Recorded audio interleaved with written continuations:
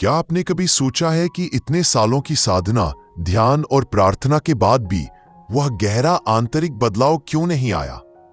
वह दिव्य आनंद, वह ईश्वर से एक होने का अनुभव अभी तक क्यों नहीं मिला? कहीं कोई जरूरी कड़ी छूट तो नहीं रह गई? परमहंस योगानंद जी ने अपने जीवन में हजारों साधकों को देखा। उनकी भक्ति और प्रयास सराहनीय थे, लेकिन एक बात उन्होंने नोट की। ज्यादातर साधक सोचते हैं कि सिर्फ आसन पर बैठकर आंखें बंद कर लेना ही साधना है, पर असलियत इससे कहीं ज्यादा गहरी है। सच्ची साधना 24 घंटे चलती है, आपके हर शब्द, हर विचार, हर व्यवहार में। क्या आपकी बोलचाल में कड़वाहट है? क्या आपके व्यवहार में कठोरता है? ये छोटी छोटी बातें अनजाने में आपकी साधना की ऊर्जा को कमजोर कर देती है। योगानंद जी का स्पष्ट संदेश था, हर शब्द में ताकत होती है। शब्द या तो आपको ईश्वर तक पहुंचा सकते हैं या गहरे अंधकार में धकेल सकते हैं। आज हम उसी गुप्त मंत्र को जानेंगे, कैसे मीठी वाणी और अच्छा व्यवहार आपकी आध्यात्मिक यात्रा को नई गति दे सकता है। ब्रह्मांड का एक सुनहरा नियम है, कर्म का सिद्धांत। जैसा बोओगे वैसा काटोगे। पहाड़ से टकराकर आवाज वापस आती है, वैसे ही आपके कर्म और शब्द आपके पास लौटते हैं। यह बीज बोने और फल पाने जैसा है। एक छोटा सा अच्छा बीज बड़े पेड़ के रूप में फल देता है। अगर आप अपने जीवन में सुख चाहते हैं तो दूसरों के जीवन में सुख बोइए। असली साधना सिर्फ ध्यान में नहीं, बल्कि हर पल के जीवन में होती है। अगर आप चाहते हैं कि लोग आपका सम्मान करें, तो पहले आपको दूसरों का आदर करना सीखना होगा। अगर अपना भला चाहते हैं तो दूसरों का हित सोचना शुरू करें। और अगर दुर्भाग्य से आप किसी के बारे में बुरा बोते हैं, तो याद रखिए, उसकी कड़वी फसल आपको ही काटनी पड़ेगी। यह प्रकृति का नियम है, ईश्वर का विधान है। जैसा बोओगे वैसा ही पाओगे। इस सत्य को दिल से लगा लीजिए। परमहंस योगानंद जी हमें समझाते हैं कि हमारी वाणी में अद्भुत शक्ति होती है। जब आप मीठे और सकारात्मक शब्द बोलते हैं, तो आप सिर्फ बातें नहीं कर रहे होते, आप दूसरों को आनंद, शांति और प्रेम का अनमोल उपहार दे रहे होते हैं। और जैसे चुंबक लोहे को खींचता है, वैसे ही आपकी यह मधुर वाणी आपके अपने जीवन में भी खुशियां आकर्षित करती है। यह आपके अंदर अच्छे गुणों को पनपती है। जैसे पानी पौधों को हरा भरा रखता है, ऐसी वाणी से मन को शक्ति मिलती है, बुद्धि निर्मल होती है और आत्मा प्रकाशमान बनती है। समझ लीजिए, ऐसी भाषा पर स्वयं ईश्वर की कृपा बरसती है, और जिस वाणी पर भगवान की मेहरबानी हो, उससे सबका कल्याण होना तय है। योगानंद जी की सीख है, अपनी जुबान पर हमेशा कंट्रोल रखें। कोई ऐसा शब्द मुंह से न निकाले जो किसी के दिल को चोट पहुंचाए, किसी को दुखी करे या किसी का नुकसान करे। याद रखें, कड़वी बातें सच्चाई की रक्षा नहीं कर सकती। अगर उनमें सच का अंश भी हो, तो वह इतना विकृत हो जाता है कि कोई उसे स्वीकार नहीं कर पाता। कटु शब्द जहर के समान होते हैं। ये तीर की तरह सीधे दिल में घुस जाते हैं। शरीर पर लगे घाव भर जाते हैं। कटा हुआ पेड़ फिर से हरा हो जाता है, लेकिन कड़वे शब्दों का घाव कभी नहीं भरता। क्योंकि यह दिल की गहराई में चोट करता है। इसलिए कभी भी क्रूर शब्द न बोले, न ही किसी को नीचा दिखाने वाली बातें।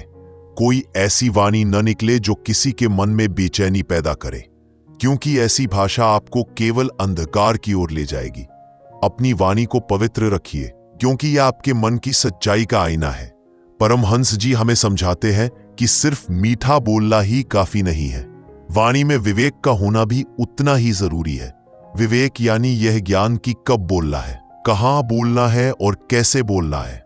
पॉइंट: गलत समय पर कही गई अच्छी बात भी बेकार हो जाती है।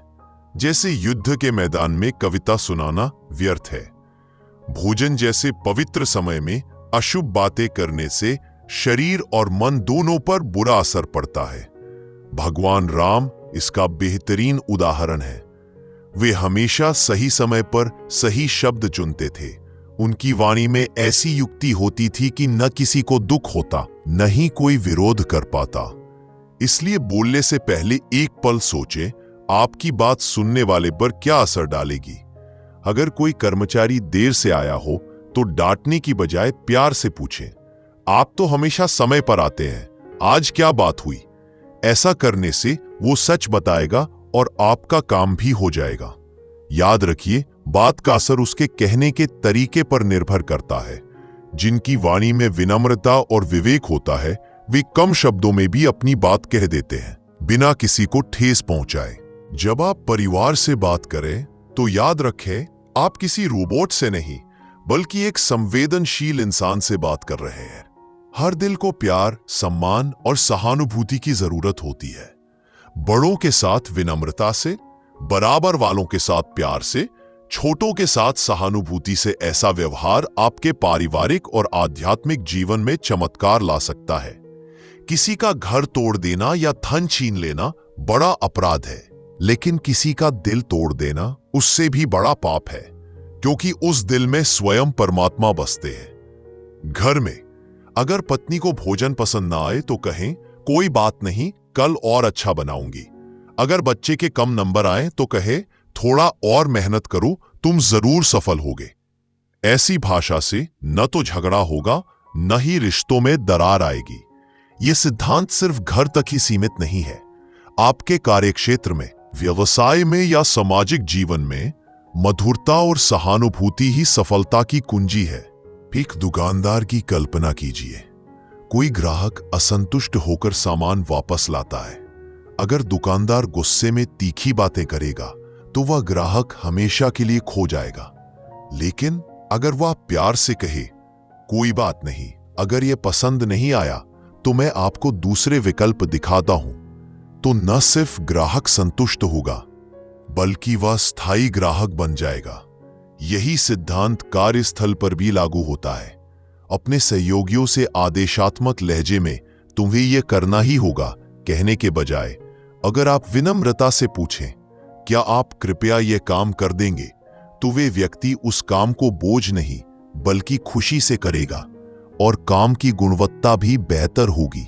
सफल नेतृत्व का रहस्य: गलतियों की जिम्मेदारी खुद लें, सफलता का श्रेय दूसरों को दें, सहयोगियों की व्यक्तिगत समस्याओं में सहानुभूति दिखाएं, अच्छे काम की प्रशंसा करें, कमियों पर सकारात्मक मार्गदर्शन दें। जहां टीम भावना होती है वहीं दक्षता आती है और सफलता मिलती है। अच्छे संसाधनों के बावजूद अगर आपसी तालमेल नहीं है तो असफलता निश्चित है। आंतरिक शांति, बाहरी सफलता।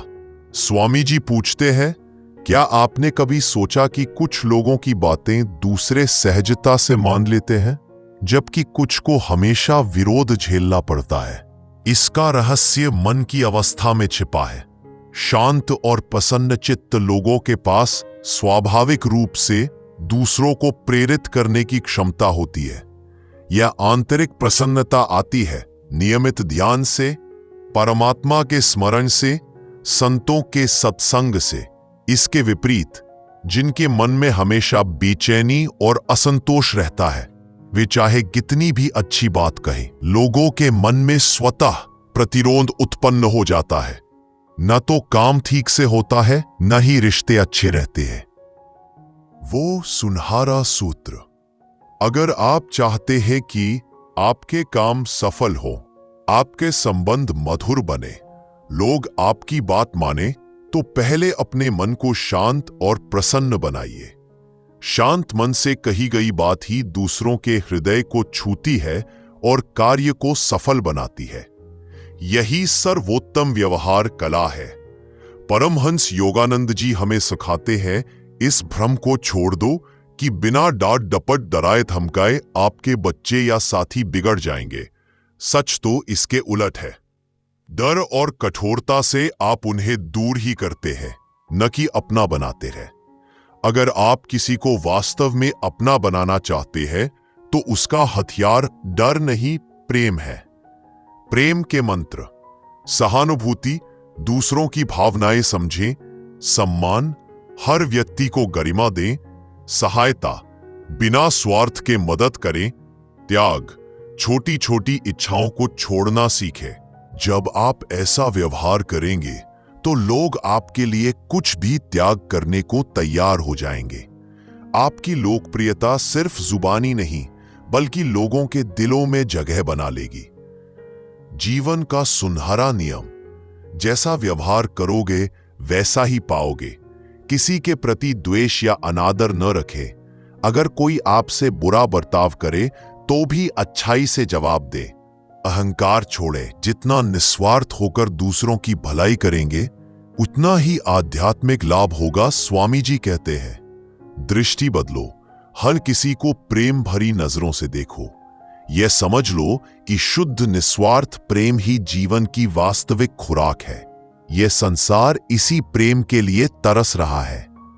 अब प्रेम का प्रवाह, अपने हृदय में छिपे दिव्य प्रेम को बाहर निकालो। इसे कंजूसी से न रोको, खुले हाथ बांटो। यह प्रेम दुनिया का दुख दर्द दूर करेगा। जिसके व्यवहार में सहानुभूति नहीं, वह इंसान धरती का बोझ है। जिसके हृदय में द्वेष है, वह तो समाज के लिए अभिशाप है। अंतिम सत्य, आपकी मधुर वाणी और शब्दों की दिव्य ऊर्जा तभी सार्थक है जब आपका हृदय सच्ची कल्याण की भावना से भरा हो, बाहरी मिठास में छल कपट ना हो। याद रखें, खोखली मिठास आध्यात्मिक ऊर्जा का दुरुपयोग है। असली शक्ति तो निश्चल प्रेम में है। परमहंस योगानंद जी ने हमें स्पष्ट चेतावनी दी है, जिस वाणी में सत्य और ईमानदारी की ऊर्जा न हो, वह कभी ईश्वर तक नहीं पहुंचाती। दुनिया में ऐसे लोग मिलेंगे जो मीठी बातों के पीछे छिपकर दूसरों को ठगते हैं। उन्हें थोड़ी सांसारिक सफलता मिल सकती है, लेकिन योगानंद जी बताते हैं कि ऐसे रास्ते का अंत अंधकार और आत्मिक पतन में ही होता है। आध्यात्मिक यात्रा का सर्वोच्च रहस्य, ओ सीखे ईश्वर सिर्फ मौन ध्यान में नहीं, वह तुम्हारे हर शब्द, हर कर्म, हर पल के व्यवहार में बसता है। यह सृजन या विनाश की शक्ति है। योगानंद जी इसे विस्फोटक कंपन बम, सकारात्मक वाणी, सत्य से भरी, ईमानदारी से संपन्न, सबके कल्याण की भावना से युक्त, यह प्रार्थनाओं को पंख लगा देती है, बाधाओं को मिटा देती है। नकारात्मक वाणी, अहंकार से दूषित, कपट से भरी, क्रोध से विषैली, यह वर्षों की साधना को नष्ट कर देती है। आत्मज्ञान के 3 सूत्र। 1. वाणी का संयम, हर प्राणी में परमात्मा देखें। 3. व्यवहार की सत्यता, हर कर्म प्रेम की अभिव्यक्ति हो। यही है वास्तविक धर्म क्षेत्र, कुरुक्षेत्र।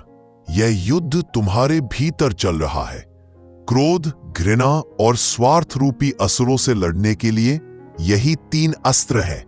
जब तुम इसमें निपुण हो जाओगे, तुम्हें बाहरी चमत्कारों की खोज नहीं करनी पड़ेगी। तुम्हारे भीतर आत्मज्ञान का सूर्य स्वयं प्रकट होगा। तुम अनुभव करोगे वह सच्चिदानंद, जिसकी तलाश में जन्मों जन्मों से भटक रहे हो। अंतिम सत्य, तुम्हारा दैनिक जीवन ही सबसे बड़ी योग प्रयोगशाला है। यही परमात्मा को पाने का रहस्य छिपा है। आज हमने परमहंस योगानंद जी के बताए हुए सरल परंतु अत्यंत शक्तिशाली मार्ग के बारे में जाना। यह मार्ग हमारे मानव जीवन को वास्तविक अर्थ दे सकता है।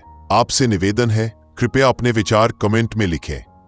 यह ज्ञान आपको कैसा लगा? यदि यह जानकारी उपयोगी लगी हो तो इसे अपने प्रियजनों के साथ साझा करें। नए दर्शक कृपया चैनल को सब्सक्राइब करें ताकि ऐसे ही प्रेरणादायक संदेश आप तक पहुंचते रहें।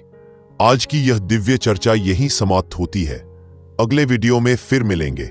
धन्यवाद।